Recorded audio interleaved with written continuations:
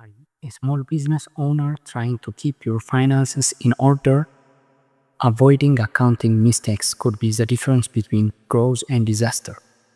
In this video, we will uncover the top 5 accounting mistakes small businesses make and how you can avoid them. Mistake number 1. Mixing personal and business finances.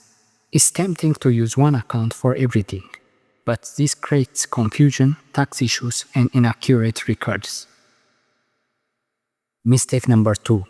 Poor record keeping. If you are not tracking income and expenses properly, you are flying blind. This leads to missed deductions and cash flow problems.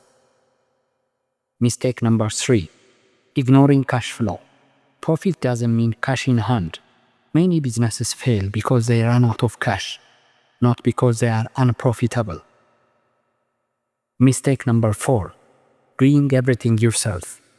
Accounting software helps, but without expert advice, you might miss critical insight or make costly errors. Mistake number 5. Not planning for taxes.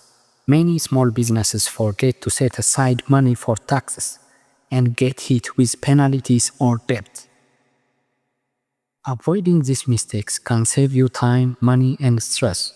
Like, share, and subscribe for more practical finance tips, and let us know in the comments which mistake have you faced.